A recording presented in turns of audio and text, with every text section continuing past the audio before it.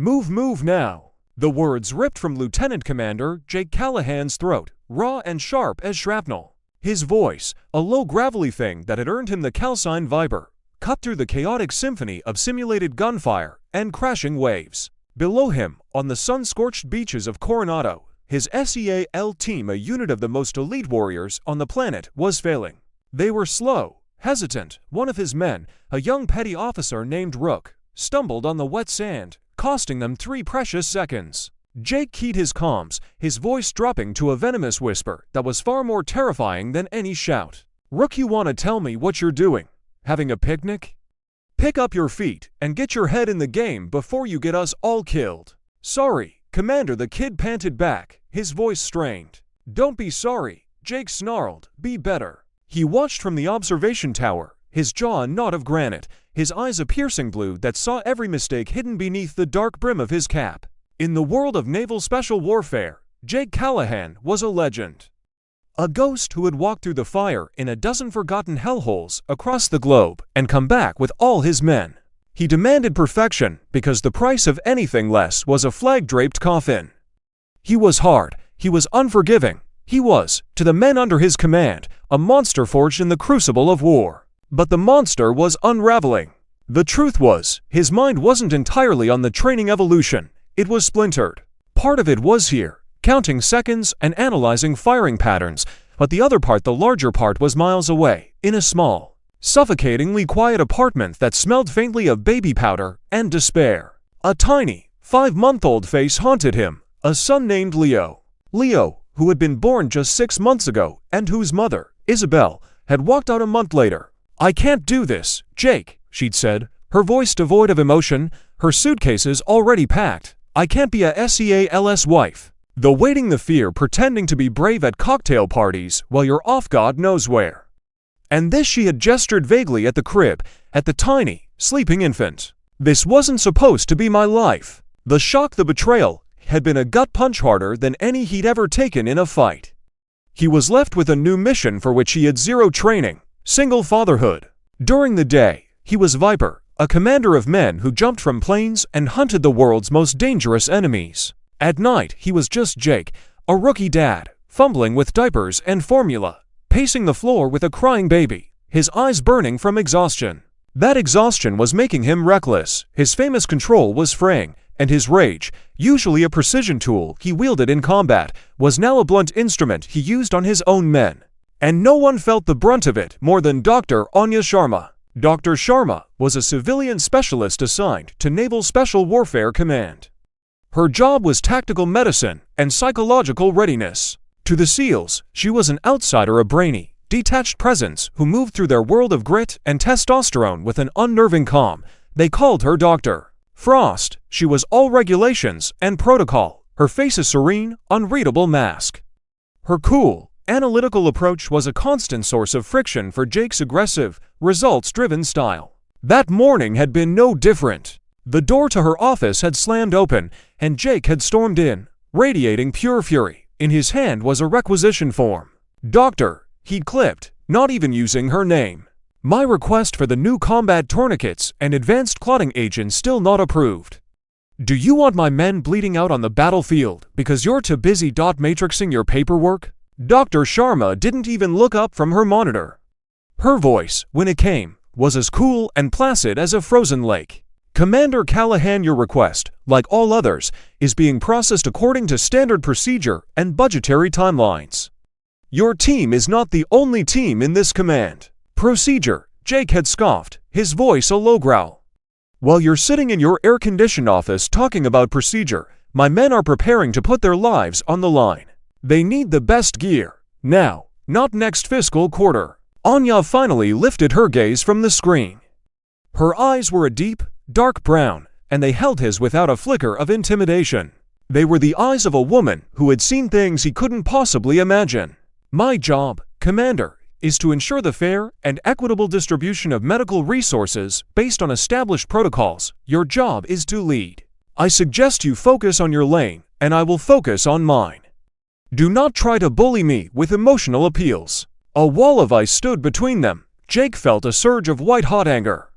He wanted to shake her, to scream at her, to break through that infuriatingly calm exterior. He saw her as an obstacle, a bureaucrat who didn't understand the blood and sweat reality of his world. He had no idea what was hidden behind that wall of ice. He didn't know that just a year ago, Anya's husband Seal, just like Jake, had been killed in a training accident right here in Coronado. He didn't know that the shock of his death had sent her into premature labor and that their baby daughter, a little girl they had planned to name Maya, had been stillborn. Only a handful of people at the command knew the full extent of her tragedy. Anya hadn't just lost her husband, she had lost her entire world. So she'd built a fortress of ice around her heart. She buried her grief under layers of regulations and protocols because feeling anything at all felt like it would shatter her into a million pieces. Jake, defeated by her composure, had slammed the form down on her desk. "Fine, you do things your way, doctor. I'll do them mine." As he turned and strode out, Anya's mask finally cracked for just a fraction of a second. Her hand trembled, and she bit her lip, her gaze falling to a small, simple picture frame on her desk. It was turned face down. She hadn't found the courage to look at the smiling face of the man she loved in over a year. Later that afternoon, the call came that sent Jake's world spiraling. It was Mrs. Gable, the elderly woman who watched Leo while he was on base. Her voice was apologetic but firm. Her husband had suffered a heart attack. She had to fly to Ohio immediately. She wouldn't be coming back. Effective tomorrow. Jake had no childcare. Panic, cold and sharp, seized him. There were no last-minute daycares near the base that would take an infant. His family was all on the East Coast. He called dozens of services, but no one could help on such short notice. He returned to his silent apartment late that night and stood over Leo's crib, his heart aching. He watched the gentle rise and fall of his son's tiny chest. In that small, perfect face, he saw his own failures, his own loneliness, his own overwhelming fear. The anger at Isabel, raw and fresh, boiled up inside him again. He gently took Leo's tiny hand, his calloused, war-torn fingers wrapping around the baby's delicate ones. "I will protect you," he vowed silently. "No matter what it takes, I will not fail you." But he was already failing. He had a critical mission planning brief with top brass at 06:00 the next morning. As the team leader, his absence was not an option. And in that moment of pure desperation, he made a decision. A reckless, stupid, career-ending decision. One that would force him to sacrifice every last shred of his pride as a warrior and a commander. The pre-dawn sky over San Diego was a bruised purple. Lieutenant Commander Jake Callahan moved through the shadows of the base like a phantom, a bulky duffel bag slung over one shoulder and a car seat carrier held tightly in the other. Inside the carrier, swaddled in a blue blanket, Leo slept soundly. He dressed his son in a tiny camouflage onesie, a pathetic attempt at humor that now just felt desperate. Over his own uniform, he wore a loose civilian jacket, hoping to conceal the awkward, unseal-like gear he was carrying. He bypassed the main barracks, taking a back route to the command building, his heart pounding with every step. Every shadow looked like a curious sailor, every distant sound like an approaching officer. He slipped into his small, private office, a glorified closet with a desk and a steel locker. He laid a soft blanket on the floor in the corner, behind his desk, creating a makeshift crib. He quietly arranged a few toys, a stack of diapers, and a bottle warmer he'd plugged into the wall. In minutes, his command center had become a secret nursery. "Okay, buddy," he whispered, kissing Leo's forehead. "Daddy's just got a quick meeting. You sleep tight. Be a good little soldier, okay?" He gave his sleeping son one last, worried look before squaring his shoulders, putting on his commander's face, and heading to the briefing room. The air in the room was thick with tension. Maps were spread across a massive table, and senior officers spoke in low, serious tones about a developing situation overseas, but Jake couldn't focus. His mind was screaming. Every nerve ending was attuned to the hallway outside, listening for the one sound that would bring his world crashing down. "Please, Leo, please just sleep." His prayer went unanswered. As the briefing neared its end, a faint sound drifted down the hall, a whimper. Jake's blood ran cold. He tried to ignore it, telling himself it was the wind, a squeaky cart, anything else. But then the whimper grew into a full-blown, piercing wail. The heads of every officer in the room turned toward the sound. The admiral, who was speaking, stopped mid-sentence. "What in God's name is that?" he demanded, his brow furrowed. Jake's face went pale. He felt a dozen pairs of eyes on him as the cries grew louder, more desperate, echoing through the halls of the most hardened military command in the country. "Excuse me, Admiral," Jake choked out, bolting from his chair before he could be dismissed. I have too." He didn't finish the sentence. He fled the room, his face burning with a shame so profound it felt like a physical blow. He burst into his office to find Leo's face beet red, his tiny body rigid with distress as he screamed. Was he hungry? Was his diaper wet? Was he just scared by the strange, cold room? Jake had no idea. He fumbled to pick him up, patting his back, rocking him, shushing him. Nothing worked. The cries only intensified, fueled by his own rising panic. Shh, Leo, it's okay. Daddy's here. It's okay. Please, son, please be quiet. His desperate pleas were drowned out by the baby's relentless screams. The sound was a siren, broadcasting his failure to the entire command. Sailors and officers in the hallway slowed as they passed his door, whispering, their curious glances feeling like daggers. Viper, the legend, the man who never lost his cool, was being defeated by a 5-month-old baby. His pride, the very foundation of his identity, was being systematically dismantled by his own son. And that's when the door opened. Dr. Anya Sharma stood there, a stack of files in her hand, her expression unreadable. She took in the Sanith frantic, sweating commander, the screaming baby, the makeshift nursery in the corner. Her face, as always, was a mask of professional calm. "Commander," she said, her voice even. "So this explains your abrupt departure from the briefing." Jake wanted the floor to swallow him whole.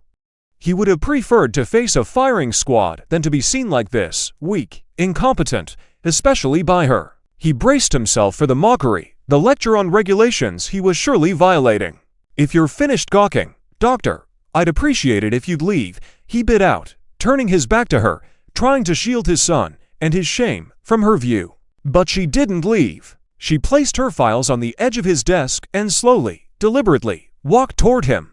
Her eyes weren't on him. They were fixed on Leo. And in her eyes, Jake saw something he had never seen before. A flicker of something, not pity, not judgment. It was a deep, profound, and ancient pain. The sound of his son's crying seemed to be passing right through her icy exterior, striking something deep inside. Memories she fought every day to suppress, the weight of a baby in her arms, the ghost of a kick against her ribs were surging to the surface. "He's not hungry," she said softly, her voice barely a whisper, "and his diaper seems fine."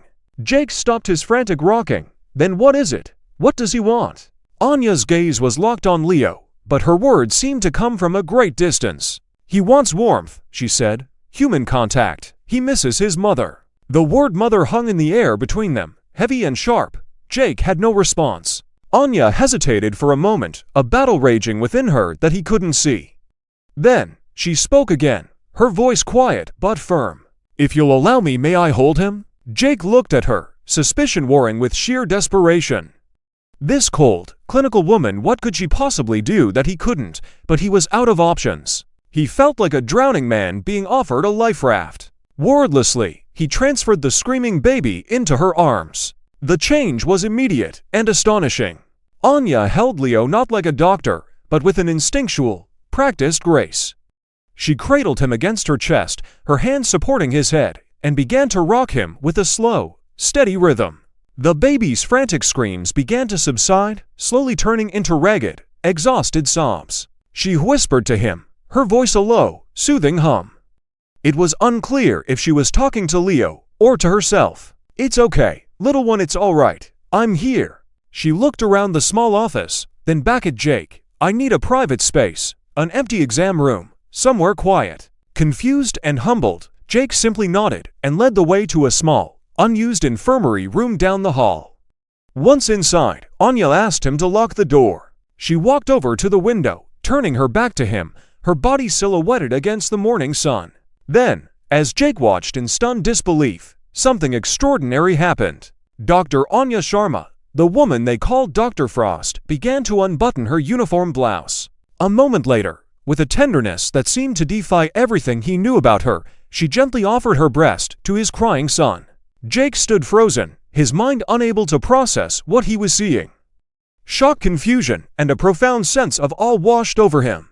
Leo, who had been inconsolable just moments before, latched on instantly.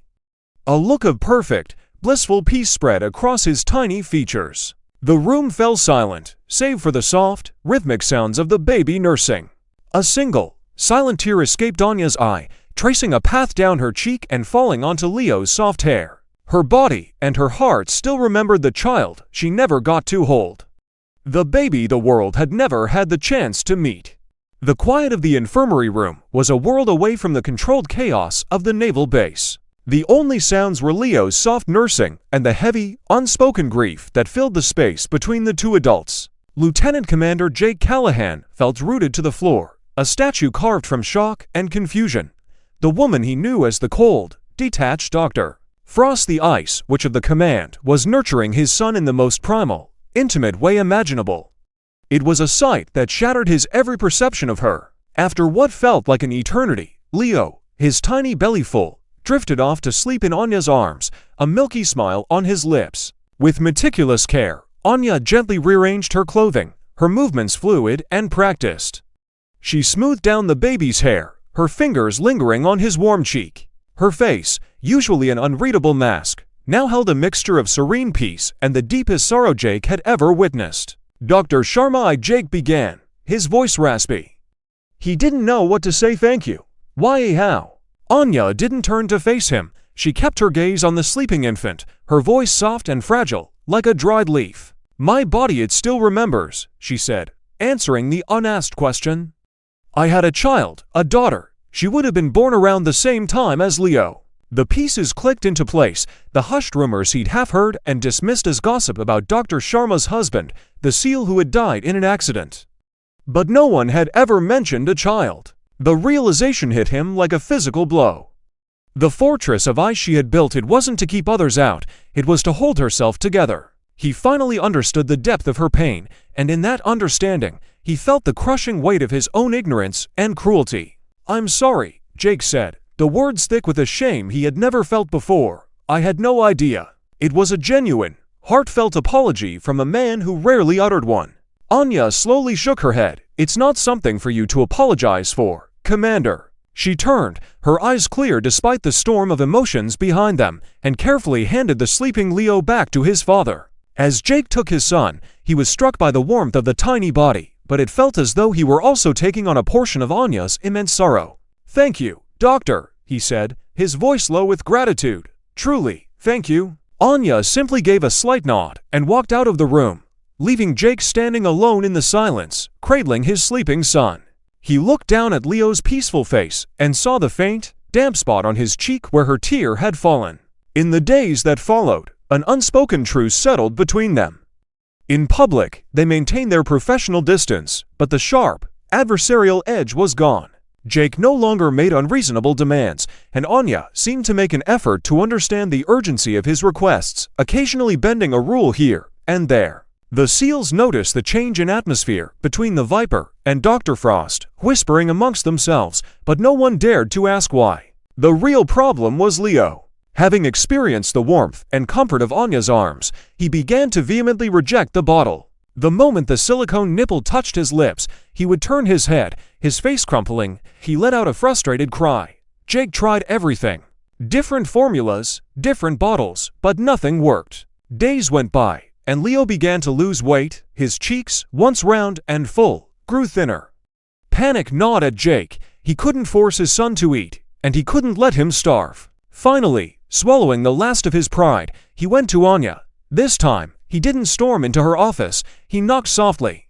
Doctor, can I have a moment of your time? Anya looked up, her expression calm, and nodded him in. Jake, feeling awkward and small, explained Leo's situation. As he spoke, Anya's face remained impassive, but he saw a flicker of something in her eyes, a deep, knowing sorrow. What should I do? Jake asked. It wasn't an order from a commander. It was the desperate plea of a father. Anya was silent for a long time. The request was a knife, threatening to pry open the wound she had so carefully stitched shut. Every time she saw Leo, the ghost of her own child, Maya, would rise up, and the pain was a physical tearing in her chest. But at the same time, she couldn't ignore the needs of that tiny, innocent life. Holding Leo, feeling his warmth against her skin, it was the only thing that had made her feel truly alive since the accident. "I was wondering," Jake started, the words difficult to get out. He knew how selfish, how monstrously unfair his request was. Would you consider helping just for a little while, until he's back on the bottle?" He felt like a user, exploiting her grief for his own child's well-being. "Of course, you don't have to," he added quickly. "It's too much to ask. I'll figure something out." "I'll do it," Anya said, cutting him off. Her voice was firm, resolute. "Not for you, Commander, for him." And so began a strange, secret routine. Every evening after her shift, Anya would come to Jake's small, sterile apartment. She would expertly take charge of Leo, feeding him, changing him, bathing him in the warm water of the kitchen sink. Under her care, Leo began to thrive. He gained weight, his cries were replaced by gurgles and happy coos, and he started to smile. Jake would watch from a distance, a silent observer in his own home. He felt a profound sense of gratitude, mixed with a growing, unfamiliar emotion. His apartment, once a cold and lonely space, began to feel like a home. The scent of Anya's subtle perfume mixed with the smell of baby lotion. Sometimes, she would hum a soft lullaby, and the sound would fill the quiet rooms, chasing away the shadows. One evening, he came home to the smell of something cooking. Anya was in his small kitchen, looking flustered as she stirred a pot of soup. "I'm not much of a cook," she admitted with a small, shy smile. "But I figured you probably weren't eating." That night, for the first time in months, the three of them ate together, a broken, wounded, and unconventional family, sharing a simple meal. In the heart of the demanding, unforgiving world of the Navy SEALs, under the harsh California sun, a fragile truce had been called. It was an arrangement with no official name, no promises for the future. But for a shattered doctor, a hardened warrior, and a motherless child, it was a sanctuary, a quiet, warm space where three broken souls began, ever so slowly, to heal. Jake Callahan's apartment was no longer just a place to sleep, it was becoming a home. When he opened the door after a grueling day, he wasn't met with silence and darkness anymore. He was greeted by warm light, the comforting aroma of a simple dinner, and the two voices that were quickly becoming the center of his universe. Anya would be softly singing a lullaby to Leo, and the baby would coo back in his own little language. Jake would often find himself pausing in the doorway, his hand on the knob, reluctant to disturb the sacred peace he found there. His heart would beat with a strange, unfamiliar rhythm. At first, he told himself it was just a necessary arrangement for Leo's sake. A temporary, convenient alliance, but he could no longer deny the truth.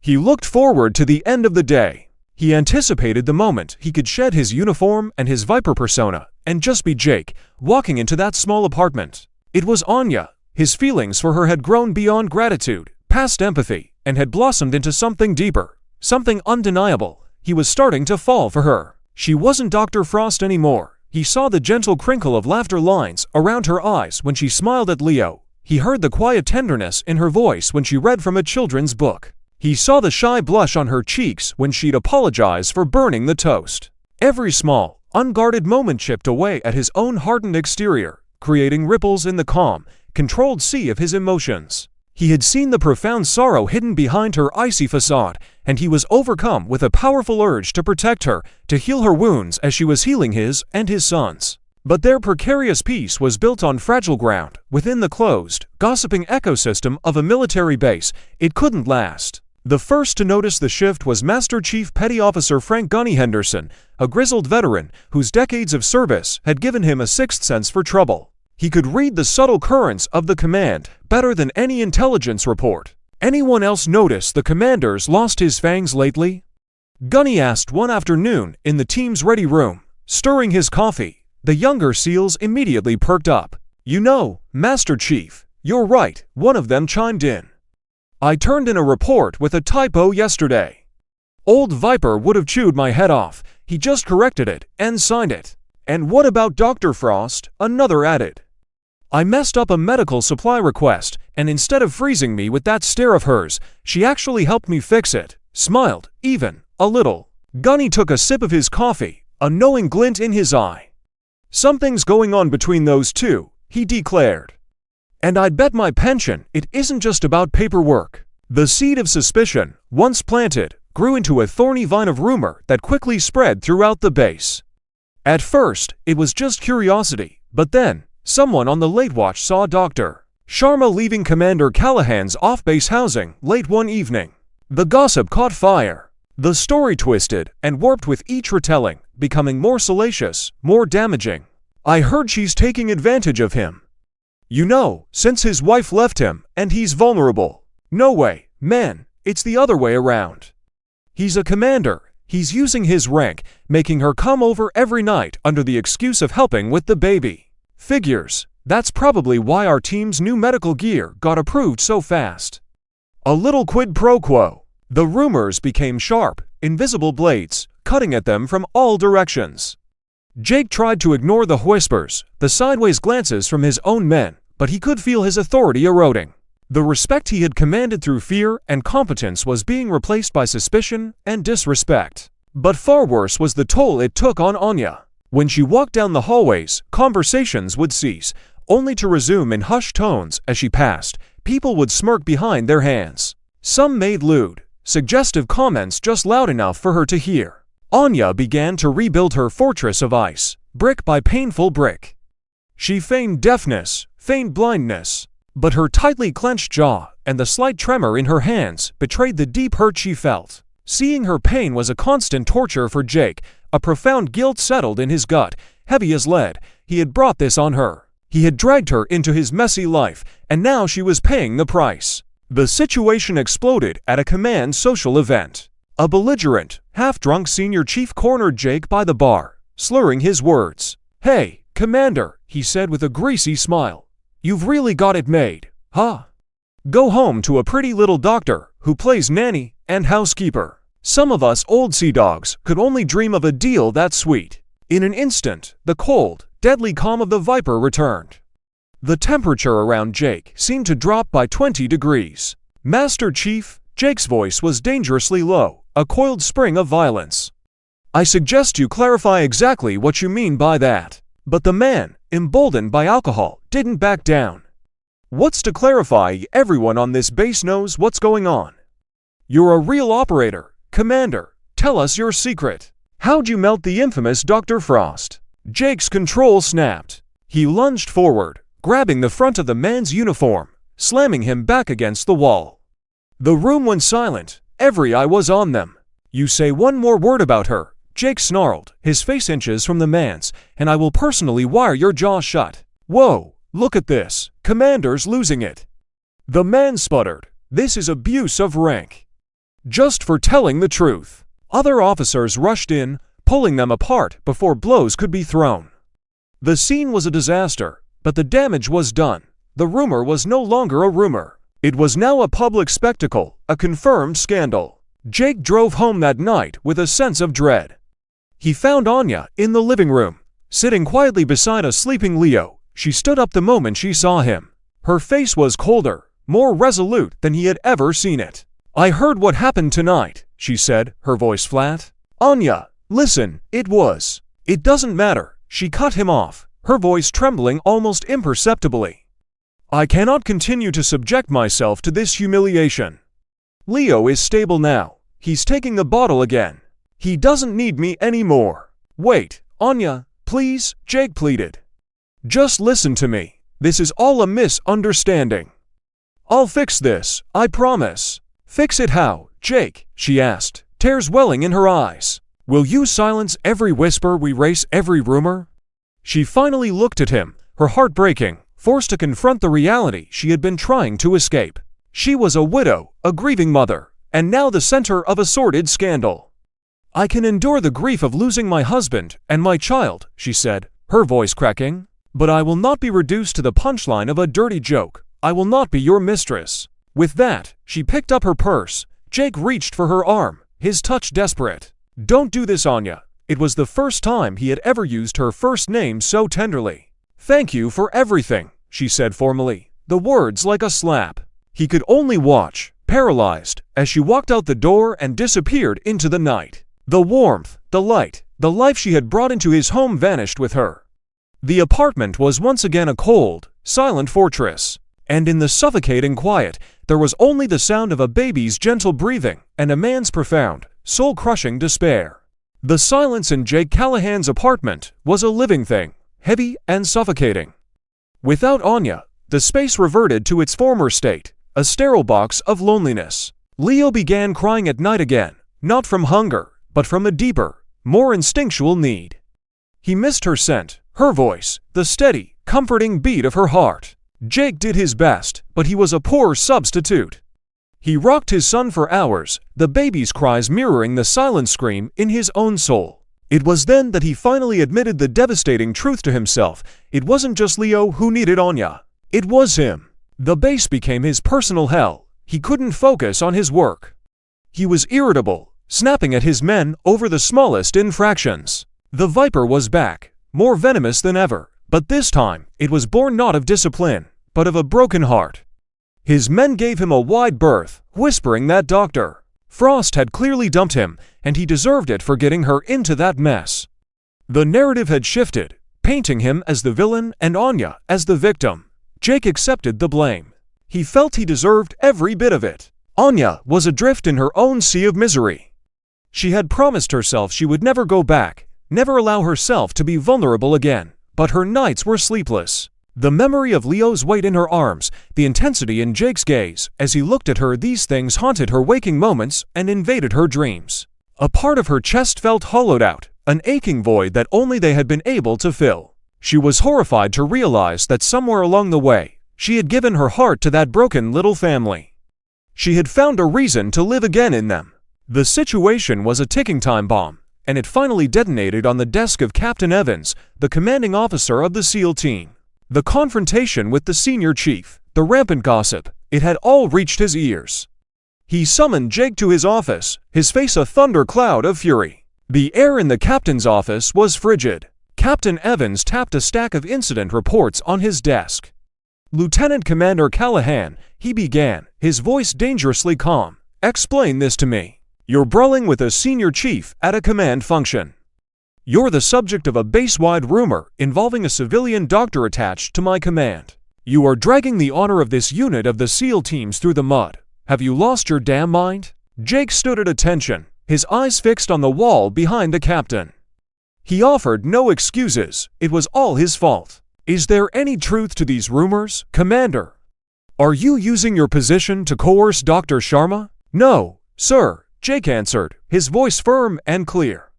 He finally met the captain's eyes. "Absolutely not. The responsibility for this entire situation is mine, and mine alone. Dr. Sharma is blameless." He then told the captain everything, the unvarnished, painful truth. Isabel leaving him, the desperation of raising a son alone, Anya's incredible act of kindness born from her own tragedy, and the subsequent misunderstanding that had spiraled out of control. He didn't try to paint himself in a favorable light. He focused entirely on defending Anya's honor. "Sir, Dr. Sharma saved my son. She is a woman of incredible integrity and compassion who was punished for an act of grace. The blame for allowing this to become a scandal rests entirely with me. I will accept any and all consequences. I only ask that no disciplinary action be taken against her." Captain Evans listened without interruption, his arms crossed over his chest, his expression unreadable. After a long, tense silence, he finally spoke. "If what you're saying is true, Callahan, then you're guilty of something far worse than a bar fight. You've shown a catastrophic lack of judgment. You failed to separate your personal life from your professional duties and created a toxic command climate. Prepare yourself for a formal inquiry. This could very well be the end of your career." Jake closed his eyes, a sense of resignation washing over him. He had known this was a possibility. But if it meant protecting Anya's name, it was a price he was willing to pay. Just then, there was a sharp knock on the office door. The captain's aide poked his head in, looking flustered. "Captain, I'm sorry to interrupt. Dr. Sharma is here. She says it's urgent and that she must speak with you." Jake's head snapped toward the door as Captain Evans gave a curt nod. A moment later, Anya walked in, her back straight, her face a mask of determination. She saw Jake standing there and didn't flinch. She marched directly to the captain's desk and rendered a crisp, professional salute. "Captain Evans, I apologize for the intrusion." I'm here to make a statement regarding the rumors concerning myself and Lieutenant Commander Callahan. Dr. Sharma, what is the meaning of this? I am here to set the record straight, sir. Anya took a deep, steadying breath. She had made a decision. She would not run. She would not hide. When she heard that Jake was taking the fall for her, she knew she had to fight, for him, for her own honor. The rumors, in their current form, are false, sir. I was not coerced. Commander Callahan did not abuse his rank. With unwavering courage, she told her own story. The accident, the loss of her husband, the stillbirth of her daughter. She laid bare her deepest, most painful wounds in front of her commanding officer. She explained how her body had reacted to Leo's cries, how helping him had been an instinct she couldn't ignore. Commander Callahan was a father in a desperate situation. Sir, she concluded, her voice thick with emotion but steady. And I was a woman who couldn't turn her back on a suffering child. Our actions were unconventional, and for the misunderstanding they caused, I offer my deepest apologies. But I want to state for the record that there was not one single moment of dishonor between us. If anyone is to be disciplined for this, it should be me. A heavy silence descended upon the room. Jake had been prepared to sacrifice his career to save her. Now, she was doing the same for him. Captain Evans looked from one to the other. His hard, veteran eyes softened slightly. He was a seasoned leader of men, accustomed to the brutalities of war and the rigid structures of military life. But he was also a husband and a father. He saw past the regulations and the rumors. He saw the truth. This wasn't a story of a tawdry affair. It was the story of two deeply wounded souls finding a way to save each other and a small child in the middle of their own personal battlefield. The captain's office had become their last stand, and the outcome of their war now rested entirely in his hands. Captain Evans remained silent for what felt like an eternity. He leaned back in his leather chair, the springs groaning in protest. He picked up a pen from his desk, rolling it between his thumb and forefinger, his gaze shifting between the determined faces of Jake Callahan and Anya Sharma. Standard operating procedure demanded a formal investigation. A court-martial, even. It would be the cleanest, simplest way to handle it. But something held him back. In their eyes, he didn't see guilt or deceit. He saw a raw, painful honesty. He saw the kind of loyalty and sacrifice he usually only witnessed on the battlefield. "Get out," he said finally, his voice a low rumble. Jake and Anya exchanged a look of disbelief. "The two of you get out of my office," he repeated, a little softer this time. "What was discussed in this room stays in this room, but know this, you're on thin ice. And I'm giving you one chance and one chance only to fix this." He leveled his gaze at Jake. "Commander, your leadership has been compromised by personal turmoil. Your men see it. I see it. You will lead a base-wide cleanup and maintenance detail this weekend. From sunup to sundown, I want this entire base to see you getting your hands dirty alongside the lowest-ranking sailor. You will lead from the front, and you will earn back their respect. Am I clear?" "Crystal clear, sir," Jake said, a wave of relief so powerful it almost buckled his knees. Then, the captain turned to Anya. "Doctor, your intentions may have been noble, but your actions created a massive disruption. You compromised your professional standing. I want a comprehensive report on my desk by next Friday. A full analysis of the support systems available for single-parent service members and their families on this base. Identify the gaps. Propose solutions. I want you to turn this mess into a policy that ensures a situation like this never, ever happens again." "Yes, sir," Anya replied, her voice filled with gratitude. It was over. No career-ending inquiry, no dishonorable discharge. Just a second chance, a hard-earned reprieve. They saluted sharply and exited the office, the heavy door closing behind them with a definitive click. They walked side by side down the long, quiet hallway, their footsteps echoing in the silence. The immediate crisis had been averted, but a heavy tension still hung between them. Outside, the cool evening air was a welcome relief. Jake was the first to speak. "Are you okay?" Anya managed a faint smile. "I was about to ask you the same thing." An awkward silence stretched between them. They found themselves walking toward the edge of the training field, stopping at a set of empty bleachers. They sat down, a careful distance between them, watching the last rays of the sun paint the sky in shades of orange and purple. "Thank you," Jake said finally, his voice low. For what you did in there, you didn't have to. Yes, I did, Anya countered softly. It wasn't for you, Jake, it was for me. I was tired of running, tired of hiding. She looked up at the first stars beginning to appear in the twilight sky. I was so afraid, she confessed. Afraid of what people would think of me, how they would talk about my past. So I built walls, made myself cold, distant. But watching you in there today, willing to lose everything to protect my name, I realized something. The thing I really needed to protect wasn't my reputation. It was my own courage to be honest with myself. Jake listened, watching the way the fading light caught the lines of her profile. He knew it was his turn to be brave, to be honest. I was a coward, too, he admitted. When my wife left, I was just angry. I blamed her. I blamed the world. I never stopped to look at my own part in it. I took my misery out on my men, on you, because being the Viper was easier than admitting I was scared and alone. He turned to face her, his blue eyes intense and serious. And then I met you, Anya. You were carrying a burden heavier than anything I could imagine, and you were still standing, still functioning. You saved my son. You saved me. You gave me the courage to finally face my own demons. His raw, heartfelt confession brought tears to Anya's eyes. She felt the last of her carefully constructed walls crumbling down, and for the first time, she decided to show him the deepest scars on her soul. My husband David, she began, the name feeling strange on her tongue after so long. He was on your team's sister unit. He loved being a SEAL more than anything. He loved me fiercely. The day of the accident we were arguing about baby names. That was our last conversation. Her voice trembled, and Jake instinctively reached out and took her hand. It was cold as ice. When I woke up in the hospital, he was gone. The baby was gone. My whole world just ended. I cursed myself every single day for being the one who survived. When I first saw Leo, it hurt so much.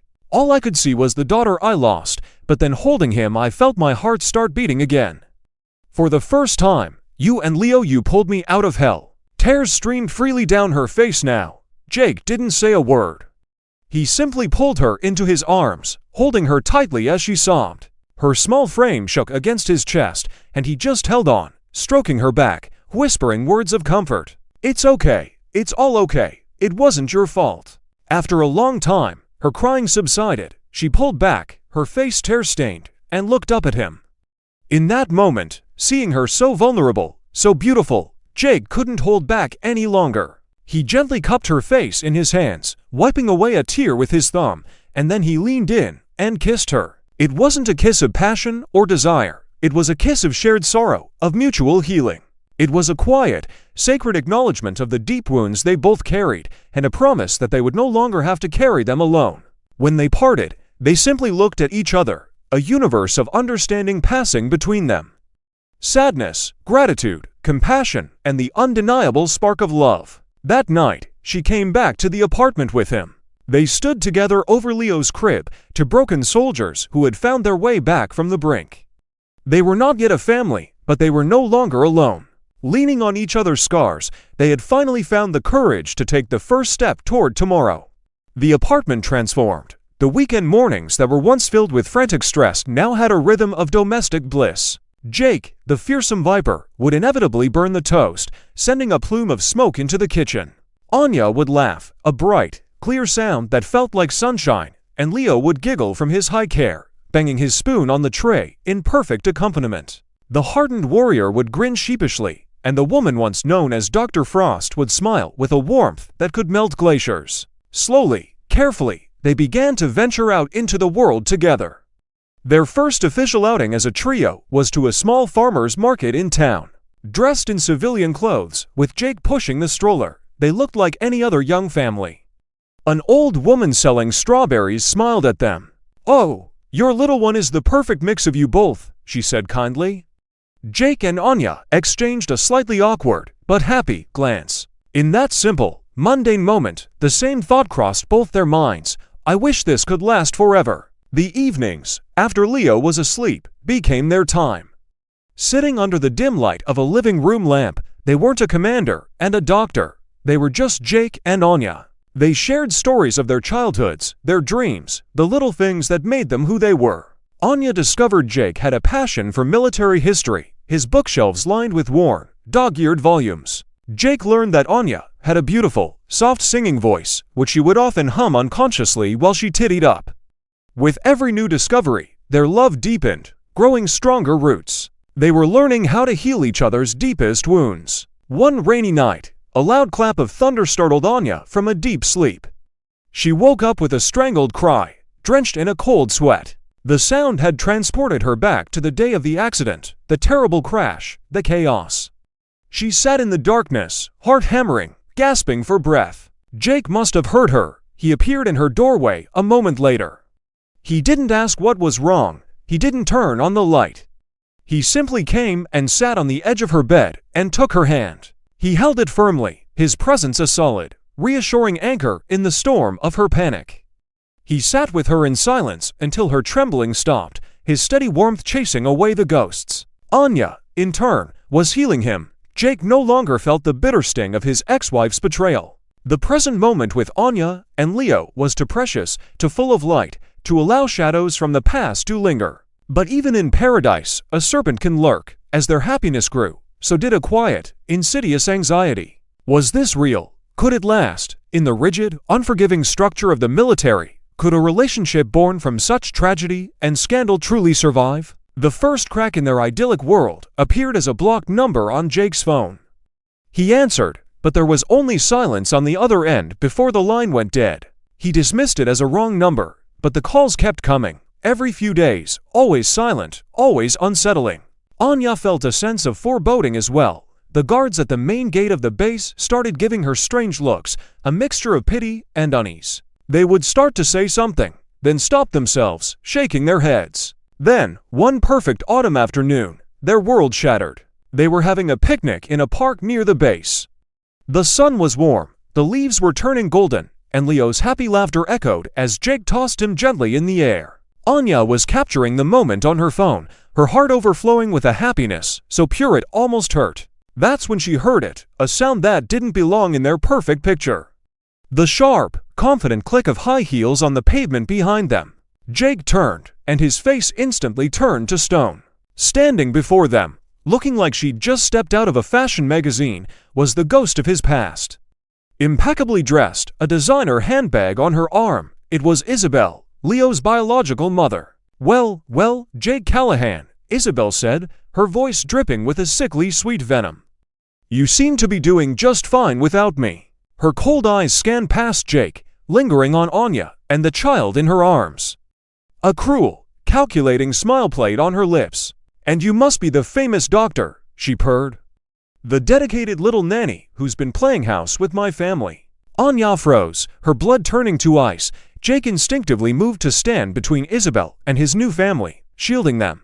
The fragile paradise they had so carefully built was about to be hit by a hurricane.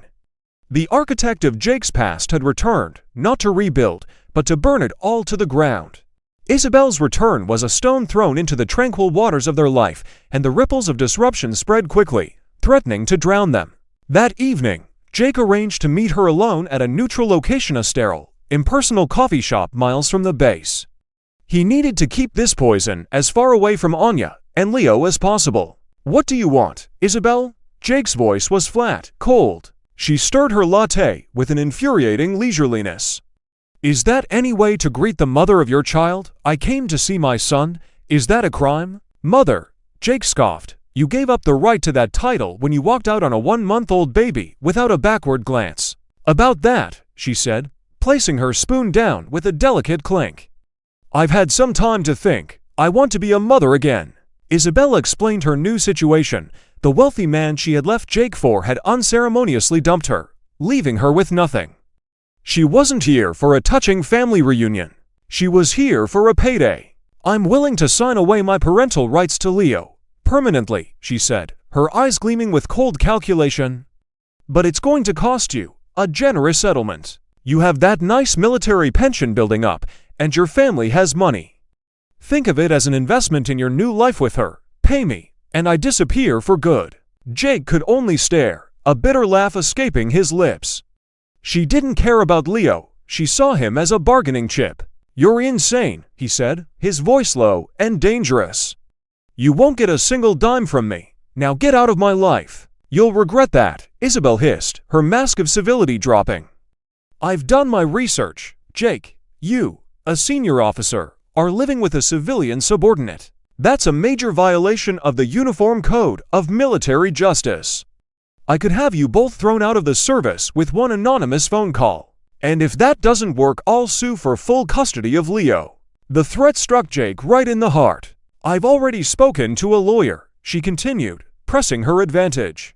A single father in an elite special forces unit with a high-risk deployment schedule. Living in an inappropriate relationship with a co-worker. Any judge in the country would rule that it's an unstable environment for a child. The law, Jake, is on the side of the mother who gave birth. He clenched his fists under the table, his knuckles white.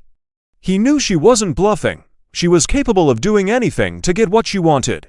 Isabel's assault began immediately. She became a phantom, lurking at the edges of their lives.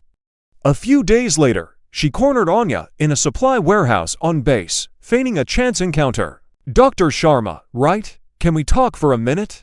She played the part of a contrite, wounded woman perfectly. I was so emotional the other day. I just wanted to apologize and to thank you for taking care of my son. Anya remained guarded, but she couldn't just turn her back on the woman who was Leo's mother. I was very sick after Leo was born, Isabel lied, her voice filled with fake emotion. Postpartum depression, I wasn't myself, but I'm better now. And it's time for me to bring my son home. I'm sure you understand, you'll have to step aside. As well-intentioned as you were, it's not right for you to be in the middle of our family. The words our family, step aside were like daggers in Anya's heart. They reinforced her deepest fear, that she was an imposter, a placeholder in someone else's life. Guilt and self-doubt washed over her. Isabel knew exactly which wounds to press on. I heard you lost a child of your own, she said, her voice dripping with false sympathy. Then you, of all people, must know. A mother's bond is unbreakable. Leo will always be mine. You'll only end up getting hurt. That final statement shattered Anya's fragile confidence. I can never be his mother. I'm destined to lose another child. She was silent and withdrawn when she got home that night. Jake knew something was wrong, but she wouldn't talk about it. A few days later, Jake was summoned by Captain Evans again. An anonymous complaint had been filed with the command's Inspector General. It detailed the inappropriate cohabitation of Lieutenant Commander Callahan and Dr. Sharma, and raised serious concerns about the welfare of the minor child involved. There was no doubt who sent it. To make matters worse, the base was suddenly placed on high alert. Operation Iron Aegis, the largest and most demanding annual training exercise, was a go. For the next week, the entire SEAL team would be in the field, living in mud and rain, pushing their bodies and minds to the absolute limit. Jake was consumed with preparing his men. Anya was buried under a mountain of logistical paperwork, coordinating medical supplies for the entire operation. Their personal crisis was momentarily eclipsed by the overwhelming demands of their duties. But the problem hadn't gone away. It was festering, waiting to erupt. The night before the exercise began, Anya lay awake, her mind racing. She had reached a devastating conclusion. She was the problem. If she disappeared, Jake would no longer be under threat of a court-martial. Isabel would lose her leverage. He and Leo could be safe. It was the only way, she told herself, the only way to protect the man and the child she had grown to love. In the cold, pre-dawn chaos of the base mobilizing for war games, Anya packed a single bag. She leaned over Leo's crib, her tears falling silently onto his blanket as she gave him one last, heartbreaking kiss. On the kitchen table, she left a short, simple note. Jake and Leo, I'm so sorry. I don't have the right to stand in the way of your happiness. Please forget me. Be happy. The ghost of the past, it seemed, had finally won. Finding Anya's note felt like a grenade going off in Jake's chest. The world went silent, then roared back in a wave of pure, agonizing rage. Rage at Isabel, and a soul-crushing despair at his own failure to protect Anya. He wanted to tear the world apart. He wanted to hunt Isabel down. He wanted to run, to find Anya, and drag her back. But he couldn't. The piercing wail of the base-wide siren signaled the official start of Operation Iron Aegis. As a commander, he had a duty. He had to lead his men into the war, swallowing his pain, burying it deep under layers of ice-cold fury. He geared up and moved out. The training grounds were a miserable slice of hell. A relentless downpour turned the landscape into a swamp of thick, ankle-deep mud. The constant boom of simulated artillery and the crackle of blank rifle fire was a never-ending assault on the senses. Jake drove his team with a merciless intensity. His personal agony was channeled into a cold, lethal focus. The men saw it in his eyes. The Viper was back, but this was different. This wasn't discipline. This was a man with a death wish. Anya was in her own private hell. Stationed in a stuffy, cramped command bunker in the rear, she worked on pure adrenaline, coordinating medevac drills and managing a chaotic flood of supply requests. She threw herself into the work, a frantic, desperate attempt to outrun her own thoughts. But in every quiet moment, their faces would appear. Jake's intense blue eyes, Leo's innocent smile. The ache in her chest was a constant, physical pain. Their only contact was over the encrypted radio network. It was torture. Alpha 6, this is Viper. Requesting immediate resupply of ammunition and medical at Rally Point Zulu. Over. Jake's voice, strained and hoarse, would crackle through her headset. Anya would have to bite her lip to keep her own voice steady, professional. Viper, this is Alpha 6. Copy your request. Resupply en route. ETAO for 00. Over. There was no room for emotion. No space for the desperate questions she wanted to scream.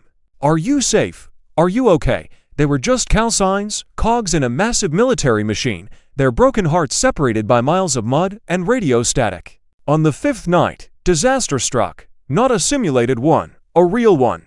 The record-breaking rainfall triggered a massive mudslide on the treacherous mountain ridge overlooking the training area. It cascaded down the slope, wiping out a secondary ammunition depot and, worse, a remote sentry post with 2 young sailors inside. All communications with the post went dead. The main command post decided it was too dangerous to send a rescue team until morning. But the post was in Jake's sector. He knew those men. He knew waiting could be a death sentence. Command, this is Viper, he said over the radio, his voice ringing with authority. We are not waiting. I'm taking a fire team in, now. It was a direct violation of a superior's cautionary hold. It was insubordination, but Jake didn't care. He had already lost everything that mattered. He wouldn't lose his men, too. He handpicked his best operators and plunged into the stormy darkness, up the unstable, muddy slope. Back in the command bunker, everyone was glued to the radio, listening to the comms from Jake's unsanctioned rescue mission. Anya stood frozen, her hand clutching her headset, her heart pounding against her ribs. She could hear their labored breathing, the slip and slide of mud, the desperate shouts over the wind and rain. She knew Jake was being reckless, pushing himself into an impossibly dangerous situation. Damn it, the trail is gone. We need more rope. Bravo team. Do you copy? Do you hear that sound? The line was filled with struggle and chaos. Then, suddenly, there was a loud crackle, a roar of static, and then silence. Viper, this is command. Do you copy? Viper, respond. The radio operator shouted. Nothing. Anya's world went white. The floor seemed to fall away beneath her. No, not again, not like this. The memory of the phone call telling her about her husband's death slammed into her with the force of a physical blow. She couldn't lose him, too, she couldn't. In that moment of pure terror, the foolishness of her decision to leave became brutally clear. Protecting him by leaving him. What a lie she had told herself. A world without him in it was no protection at all. It was an empty wasteland. What felt like a lifetime later, just as all hope was fading, the radio crackled back to life. Double quotes. Is Viper, we have them both sailors alive returning to base. Jake's voice, faint and utterly exhausted, was the most beautiful sound Anya had ever heard. A collective cheer erupted in the bunker. Anya collapsed into a chair, burying her face in her hands, silent sobs of relief shaking her entire body. As the relief washed over her, it was replaced by a cold, hard certainty, a will of iron. The moment the exercise was over, Jake, caked in mud and running on fumes, bypassed the medical tent and the debriefing. He walked straight to Anya's command bunker. He looked like a ghost, his face pale and drawn, his uniform torn. They stared at each other across the room, the noise and chaos around them fading away. Jake closed the distance between them, his eyes burning into hers. He gripped her shoulders, his touch gentle but firm. "Don't you ever," he said, his voice low and raspy, "run from me again." He wasn't angry. He was desperate. "Whatever Isabel threatens, whatever the world throws at us, we face it together. The only thing I'm afraid of is losing you." He reached into a small pocket on his vest and pulled something out. It wasn't a ring. It was his own dog tags, worn and scratched from years of service. He pressed them into her hand. "I want to fight with you, Anya. For you, for Leo, for us. Will you be my family?" It was the most unconventional, unromantic, and absolutely perfect proposal she could ever imagine. Tears streaming down her face, Anya nodded, her hand closing tightly around the cool metal of his tags. Her answer had been decided on that dark, rainy mountain. They were no longer just lovers, they were soldiers in the same war, survivors who had found each other in the wreckage. They were partners, and their real fight was just beginning. With the grit of the training exercise washed away, a new kind of calm settled over the base. But for Jake and Anya, the world had fundamentally shifted. They wore no rings, and their official status hadn't changed, but the bond between them, forged in fear and sealed with a set of worn dog tags, was stronger than any legal document. They were no longer running, they were preparing for battle. Their first planning session took place not in a tactical operations center, but at their small kitchen table. This was a new kind of war, one that couldn't be won with force, but with strategy and truth. "First, we go on the offensive," Jake said, his voice filled with a new, calm resolve. "No more hiding. I'm going to Captain Evans and officially request permission to marry you. I'll state my intention to form a stable, permanent family for Leo. We'll reframe the narrative from inappropriate cohabitation to a committed couple building a life together." It was a bold move, designed to neutralize Isabel's primary weapon, the accusation of an unstable environment. Anya, in turn, assembled her own arsenal. She gathered her complete service record, her commendations, her performance reviews, and even the records of her late husband's decorated career. Her file painted a clear picture. She was an honorable, resilient, and dedicated professional who had overcome unimaginable tragedy.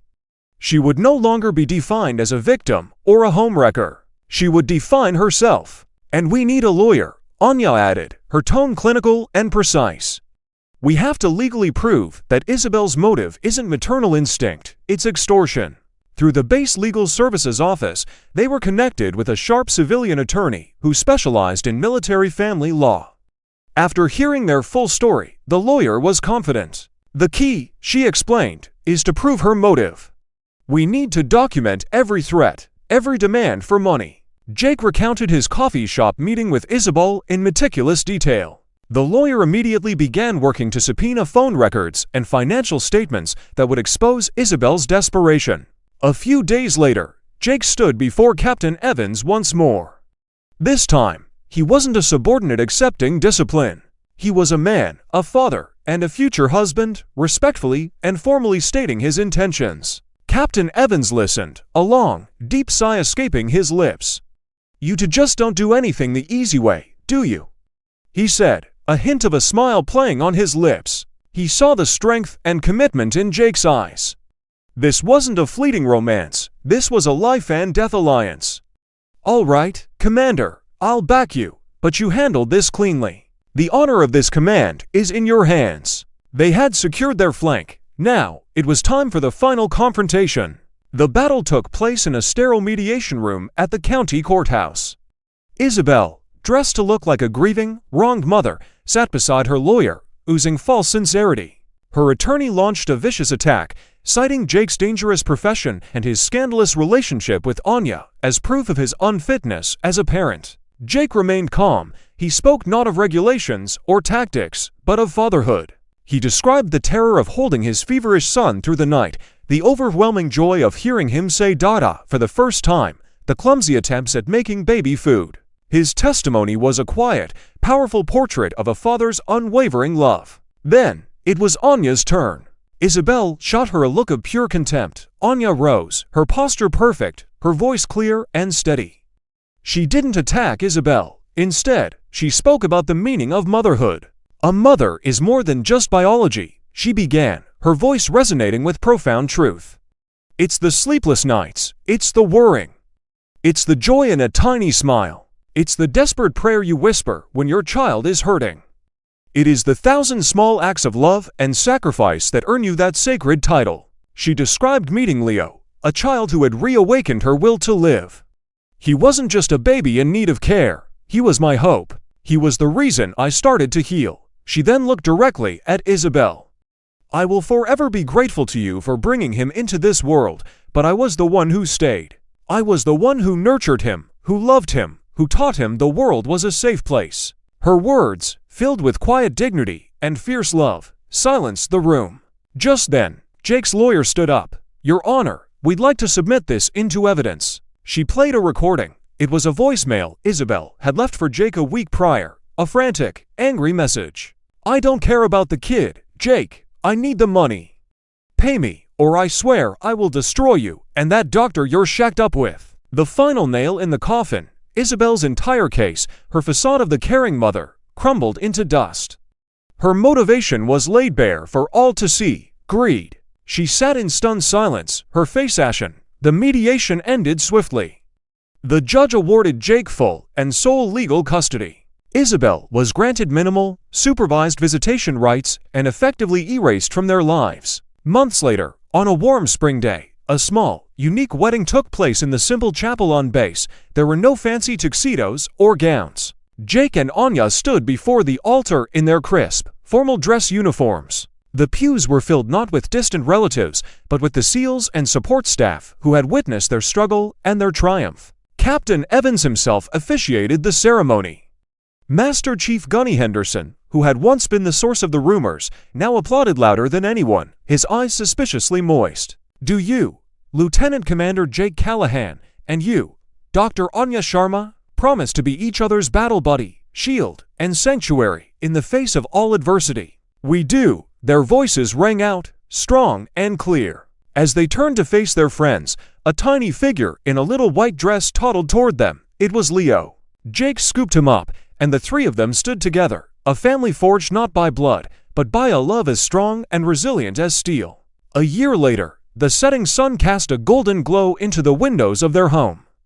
Jake sat on the floor, reading a story to a chattering, energetic Leo. Anya watched them from the armchair, her hand resting on her own, gently rounded belly. A new life, a symbol of their enduring love, was growing within her. Leo finished his book, slid off Jake's lap, and ran to Anya. He pressed his small ear against her belly, then looked up at her, his face breaking into a radiant smile. Mama, he said, the word clear and perfect. In that single word, every scar healed, every tear was redeemed. The cold, lonely apartment had become a home. A sanctuary overflowing with laughter and love. On the ruins of their pasts, two wounded warriors had built a new paradise. On the front lines of life, in the heart of naval special warfare, the most unlikely of love stories had finally found its triumphant, happy ending. Thank you for joining us for this incredible story. If you were moved by the journey of Jake, Anya, and Leo, please let us know in the comments below. Your stories and reflections mean the world to us.